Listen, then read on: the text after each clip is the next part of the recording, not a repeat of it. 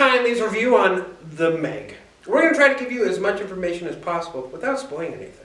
We do a memo one every Tuesday. And new movie reviews every Saturday. As always, if you're short on time, you can click on the timestamp in the description below where you can see our overall thoughts on the film. Let's get to it. Oh. So, I read The Meg in middle school years upon years ago.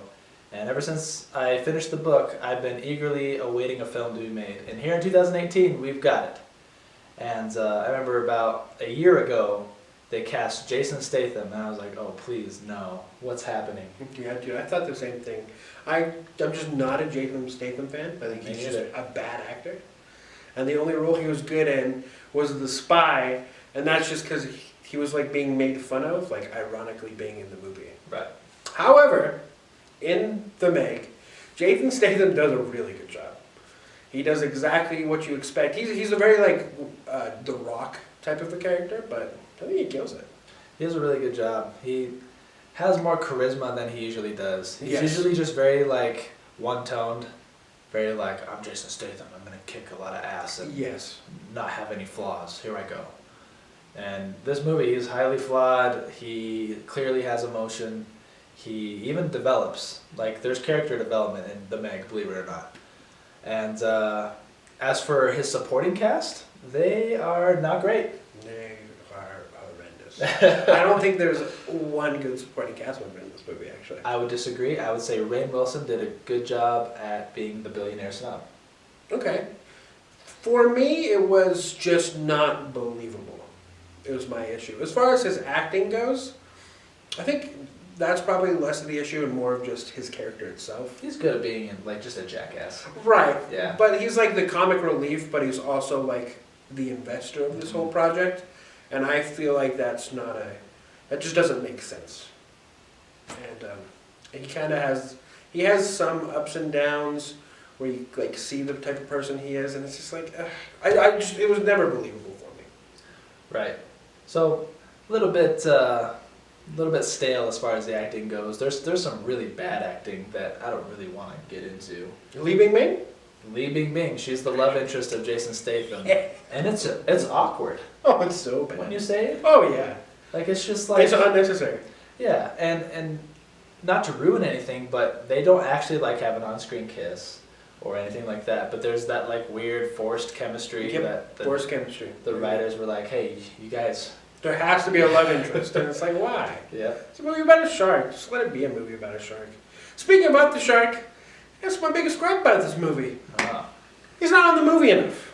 He has some good time on the movie, but man, there's so many times that you're just sitting there being like, oh, I don't care about your one-liners, or I don't care about your romance with this person who's the horrible actor anyway. I just want to see more sharks. I want to see Jason Statham jumping in the water, stabbing sharks in the eyes and things like that, but it just doesn't happen enough. I thought the shark was pretty terrifying. Like it looked decently real to me, whereas Deep Blue Sea, the sharks just looked horrendous. Oh yeah, it's definitely a step up from Deep Blue Sea, but I mean that movie came out 20 years ago. Sure. But Jaws, I would say that the sharks in Jaws look a lot more believable than they do in Deep Blue Sea. Yeah, and it dude. came out 45 years ago. Animatronics, that's the way to go. Hey, man. But, yeah, the CGI was decently impressive. I think it's a high-budget film. It's going to make its money back. And I think they spent it all on basically the ship and the shark and Jason Statham. Yeah, I agree. The CGI for me I thought was pretty weak. I think this is one of those movies that you'll watch on a smaller screen, like in your house or on Netflix or something, and you'll be like, oh wow, I thought that looked good.